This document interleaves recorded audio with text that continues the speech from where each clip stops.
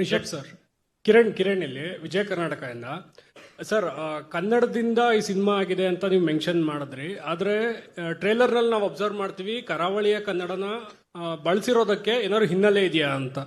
ಕಥೆಯೇ ಕರಾವಳಿದಾಗಿದ್ದಾಗ ಅದು ಕರಾವಳಿ ಕನ್ನಡ ಇಲ್ಲದೆ ಏನಿರುತ್ತೆ, ಅಥವಾ ಅಲ್ಲಿದು ಕರಾವಳಿ ಭಾಗ ಅಥವಾ ತುಳುನಾಡು ಅಂತೆಲ್ಲ ಏನು ನಾವು ತಗೊಳ್ತೀವಿ, ಆಗ ತುಳುವಿಗೆ ಸಂಬಂಧಪಟ್ಟಿರುವಂಥ ವಿಚಾರಗಳಿದ್ದಾಗ ತುಳುವಲ್ಲೇ ಬರುತ್ತೆ.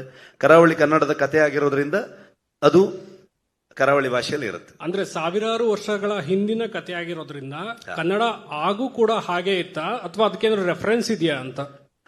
ರೆಫರೆನ್ಸ್ ನೀವು ಹುಡುಕಿದ್ರೆ ನಿಮಗೆ ಇವತ್ತು ಯಾವುದೇ ಒಂದು ವಿಚಾರಕ್ಕೆ 10 ಆಂಗಲ್ಗಳಿರುತ್ತೆ, 10 ಡೈರೆಕ್ಷನ್ ಇರುತ್ತೆ. ಸೊ ಯಾವುದೇ ರೀತಿಯಲ್ಲೂ ಕೂಡ ನಾವು ವಾದ ಮಾಡ್ತಾ ಹೋಗ್ಬೋದು. ಅದನ್ನ ನಾವು ಆ ಕಾಲಘಟ್ಟದ ಕಥೆಯನ್ನ ಇವತ್ತಿನ ಜನರೇಷನ್ಗೆ ನಾವು ಹೇಳ್ತಿರೋದ್ರಿಂದ ಇವತ್ತಿನ ಜನರಿಗೆ ಅರ್ಥ ಆಗೋ ರೀತಿಯಲ್ಲೂ ಹೇಳಬೇಕು. ಒಂದು ಥಾಟ್ ಇತ್ತು ನನಗೆ, ಕುಂದಾಪುರ ಕನ್ನಡದಲ್ಲಿ ಹೇಳಿದ್ರೆ ಹೆಂಗೆ ಅಂತ. ಅವಾಗ ಅದು ಹೆಚ್ಚು ಜನರಿಗೆ ಅದು ಅರ್ಥ ಆಗದೆ ಹೋಗ್ಬೋದು, ಬರೀ ಕುಂದಾಪುರ ಭಾಗದವ್ರಿಗೆ ಅಥವಾ ಕುಂದಾಪುರ ಭಾಗದವ್ರ ಪರಿಚಯ ಇರೋರಿಗೆ ಅರ್ಥ ಆಗ್ಬೋದೇನೋ. ಸೊ ಹಾಗಾಗಿ ಏನ್ ಬೇಕಾದ್ರೂ ಹೇಳ್ಬೋದು.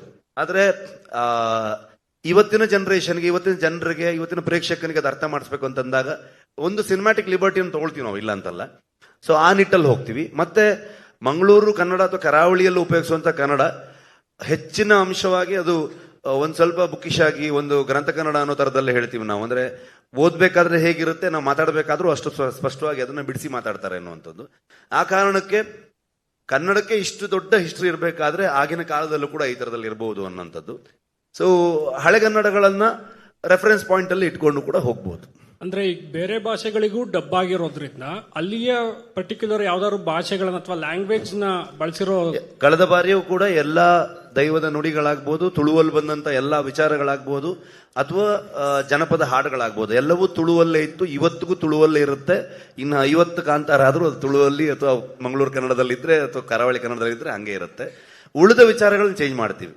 ಪ್ಯಾನ್ ಇಂಡಿಯಾ ಆದ ತಕ್ಷಣ ಯಾವ ಮೂಲ ಎಲ್ಲಿಯ ಕಥೆಯನ್ನು ಹೇಳ್ತೀವಿ ಅನ್ನೋದು ಚೇಂಜ್ ಆಗೋದೇ ಇಲ್ಲ. ಕಾಂತಾರ ವಿಚಾರದಲ್ಲಿ ಈಗ ಇನ್ನೊಂದು ಬೇರೆ ತರದ ಸ್ಕೇಲ್ ಇರುವಂತ ಫಿಲ್ಮ್ ಅಥವಾ ಪ್ಯಾನ್ ಇಂಡಿಯನ್ ಫಿಲ್ಮ್ ಆದ್ರೆ ಅವಾಗ ಅಲ್ಲಿಗೆ ಅದನ್ನ ಬದಲಾಯಿಸಬಹುದು, ಅಲ್ಲಿನ ನೇಟಿವಿಟಿಗೆ ತಕ್ಕನ ಹಾಗೆ. ನಾವಿಲ್ಲಿ ಹೇಳ್ಬೇಕಾದ್ರೆ ಇದೇ ನೇಟಿವಿಟಿಯನ್ನ ಹೇಳ್ಬೇಕಾಗತ್ತೆ. ಅಂದ್ರೆ ಈ ಕಥೆಯನ್ನು ಹೇಳುವಾಗ ನೀವು ಲೈಫ್ ರಿಸ್ಕ್ ಮಾಡ್ಕೊಂಡ್ರಿ ಅಂತ ಹೇಳಿದ್ರು, ಅಷ್ಟು ಅವಶ್ಯಕತೆ ಇತ್ತ ಈ ಕತೆಗೆ ಅಂತ? ಅಲ್ಲ, ಲೈಫ್ ಯಾವತ್ತೂ ರಿಸ್ಕ್ ಅಲ್ಲಿ ಇರುತ್ತೆ. ಲೈಫ್ ಯಾವತ್ತೂ ರಿಸ್ಕ್ ಅಲ್ಲಿ ಇರುತ್ತೆ. ನಮ್ ಯಾವತ್ತೂ ಶಾಶ್ವತ ಅಲ್ಲ. ಆದ್ರೆ ಒಂದು ಸಿನಿಮಾದ ಬಗ್ಗೆ ಒಂದು ನರೇಟಿವ್ ಸೆಟ್ ಆಯ್ತಲ್ಲ, ಆ ಪಾಯಿಂಟ್ ಅಲ್ಲಿ ಹೇಳ್ಬೇಕಾದ್ರೆ ನಾನು ಹೇಳಿದ್ದೆ ಅದನ್ನ. ಶೆಟ್ರೆ ಸರ್, ರಿಷಬ್ ಶೆಟ್ಟಿ ಸುವರ್ಣ ನ್ಯೂಸ್ ಇಂದ. ರಿಷಬ್ ಶೆಟ್ರೆ, ಕೇಶವ್ ಮೂರ್ತಿ. ಇಲ್ಲ, ಒಬ್ಬರಾದ್ಮೇಲೆ ಒಬ್ರು. ಎಸ್, ಇಲ್ಲಿ ಶೆಟ್ರೆ, ನೀವು ಶಾರದಾ ಒಂದು ಮೈಕ್ ತಗೋಬೇಕು, ಅವಾಗ ನಿಮ್ಗೆ ಚಾನ್ಸ್ ಸಿಗುತ್ತೆ. ದಯವಿಟ್ಟು ಪಾಸ್ ಮಾಡಿ ಸುನೀಲ್ mic ಶಾರದಾ ಮೇಡಮ್ಗೆ. ಇದು ಟ್ರೈಲರ್ ತುಂಬಾ ಚೆನ್ನಾಗಿದೆ, ಫ್ಯಾಂಟಾಸ್ಟಿಕ್ ಅಂತ ಹೇಳ್ಬೋದು. ನಾನು ಅಂದ್ರೆ ತುಂಬಾ ಅಬ್ಸರ್ವ್ ಮಾಡಿದ್ದು ಸ್ಟಂಟ್ಸ್ ತುಂಬಾ ರಿಸ್ಕಿ ಸ್ಟಂಟ್ಸ್ ಇದೆ, ಮತ್ತೆ ತುಂಬಾ ಯೂಸ್ ಆಗಿ ಕಾಣಿಸ್ತಾ ಇದೆ.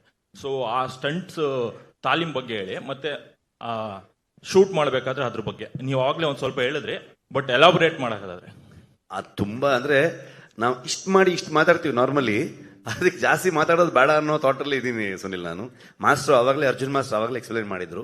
ಐ ಥಿಂಕ್ ನೀವು ಅದನ್ನು ಸಿನಿಮಾಲ್ಲಿ ಎಕ್ಸ್ಪೀರಿಯನ್ಸ್ ಮಾಡಿದ್ರೆ ಒಳ್ಳೇದು, ನನ್ನ ಒಪಿನಿಯನ್. ಸೊ ನಾವು ಮಾತಾಡಿ ಅದಕ್ಕೆ ಇನ್ನೇನೋ ಹೇಳೋದಕ್ಕಿಂತ ನೀವು ಹೇಗಿದೆ ಹಾಗೆ ಅದನ್ನು ತಗೊಳ್ಳೋದು, ನೋಡೋದು ತುಂಬಾ ಚಂದ ಅಂತ ಅನ್ಕೊಳ್ತೀನಿ. ಮೇಕಿಂಗ್ ಅಲ್ಲೂ ಕೂಡ ನಾವು ತೋರಿಸಿದೀವಿ, ನಾವು ಯಾವ ತರದಲ್ಲಿ ಎಫರ್ಟ್ ಹಾಕಿದೀವಿ, ಯಾವ ತರದಲ್ಲಿ ಅದನ್ನ ಕೆಲಸಗಳು ಮಾಡಿದೀವಿ ಅಂತ. ಇಡೀ ತಂಡವಾಗಿ ಒಟ್ಟಾರೆ ನಾವು ಅದರ ಮೇಲೆ ಇನ್ನೂ ಬೆಟರ್ ಮಾಡಬೇಕು, ಇನ್ನೂ ನಿಮ್ಮನ್ನ ಜಾಸ್ತಿ ಎಂಟರ್ಟೈನ್ ಮಾಡಬೇಕು, ಇನ್ನೂ ಒಂದು ಸ್ಟೆಪ್ ಜಾಸ್ತಿ ಹೋಗ್ಬೇಕು ಅನ್ನುವಂತ ಥಾಟ್ ಇಟ್ಕೊಂಡೇ ಕೆಲಸ ಮಾಡಿದೀವಿ. ಅದನ್ನ ನೋಡಿ ಹೇಗಿದೆ ಅಂತ ನೀವೇ ಹೇಳ್ಬೇಕು. ಶೆಟ್ರೆ, ವಿಜಯ್ ಸುವರ್ಣ ನ್ಯೂಸ್ ಇಂದ. ಈ ಸಿನಿಮಾ ಅಂತ ಬಂದಾಗ ಎಂಟರ್ಟೈನ್ಮೆಂಟ್ ಜೊತೆಗೆ ಎಜುಕೇಟ್ ಕೂಡ ಮಾಡುತ್ತೆ. ಈ ಸಿನಿಮಾ ನೋಡಿದಾಗ ಸಾಕಷ್ಟು ವಿಶೇಷತೆಗಳು ಕಾಣಿಸ್ತಾ ಹೋಗುತ್ತೆ, ಹೊಸತನ ಕಾಣಿಸ್ತಾ ಹೋಗುತ್ತೆ.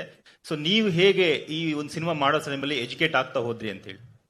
ಪ್ರತಿದಿನನೂ ಆಗ್ತಾ ಹೋಗ್ತೀನಿ ನಾನು. ಅಂದ್ರೆ ಅದು ನಿಲ್ಲದೇ ಇಲ್ಲ ಅಂತ ಅನ್ಕೊಳ್ತೀನಿ ನಾನು. ಕಲಿಯೋದು ಎಲ್ಲಿವರೆಗೆ ನಾವು ಕಲಿತಾ ಇರ್ತೀವಿ ಅಲ್ಲಿವರೆಗೆ ಮುಂದೆ ಹೋಗ್ತೀವಿ ಅಂತ ಅನ್ಕೊಳ್ತೀನಿ ನಾನು. ಇನ್ನೂ ಕಲಿತಾ ಸೊ ಪ್ರತಿಯೊಬ್ಬರಿಂದನೂ ಕಲಿತಾ ಹೋಗ್ತೀವಿ. ಈ ಸಿನಿಮಾದಲ್ಲಿ ಸುಮಾರಷ್ಟು ವಿಚಾರಗಳು, ನಮ್ಮ ಹಿಂದಿನ ಪರಂಪರೆ ಆಗ್ಬೋದು, ನಮ್ಮ ಮೂಲ ಆಗ್ಬೋದು, ಎಷ್ಟು ರಿಚ್ ಆಗಿತ್ತು ನಮ್ಮ ಕಲ್ಚರು, ಇವೆಲ್ಲ ವಿಚಾರಗಳನ್ನ ತಿಳಿಯುವಂತ ಅವಕಾಶ, ಹೆಚ್ಚು ವಿಚಾರಗಳ ಬಗ್ಗೆ ಓದುವಂತ ಅವಕಾಶ, ಕೇಳುವಂತ ಅವಕಾಶ. ಕೆಲಸ ಮಾಡ್ತಾ ಪ್ರತಿಯೊಬ್ಬ ಮನುಷ್ಯನ ಅದು ಒಂದು ಬೇರೆ ಒಂದು ದಾರಿಗೆ ತಗೊಂಡು ಹೋಗುತ್ತೆ ಅಂತ ಅನ್ಸುತ್ತೆ ನನಗೆ. ವಿಜಯ್ ಸರ್, ಟಿಕೆಟ್ ವಿಚಾರಕ್ಕೆ ಸಂಬಂಧಪಟ್ಟ ಹಾಗೆ ಇತ್ತೀಚಿನ ಬೆಳವಣಿಗೆಗಳ ಬಗ್ಗೆ ನಿಮ್ಮ ಅಭಿಪ್ರಾಯ ಏನು? ಮತ್ತೆ ನೀವು ಕೂಡ ಹೊಂಬಾಳೆ ಪ್ರೊಡಕ್ಷನ್ ಕಡೆಯಿಂದ ಟಿಕೆಟ್ ಪ್ರೈಸ್ ಜಾಸ್ತಿ ಬೇಕು ಅಂತೇಳಿ ಫಸ್ಟ್ ಪ್ರಶ್ನೆ ಅದೇ ಇದೆಯಲ್ಲ ವಿಜಯ್. ಫಸ್ಟ್ ಪ್ರಶ್ನೆಗೆ ಅದೇ ಆನ್ಸರ್ ಮಾಡಿದ್ರು ಟಿಕೆಟ್ ಪ್ರೈಸ್ ಅಷ್ಟೇನೆ ಸರ್, 200 ರೂಪಾಯಿನೇ ಇರುತ್ತಾ ಹೇಗೆ ಅಂತ ಹೇಳಿ?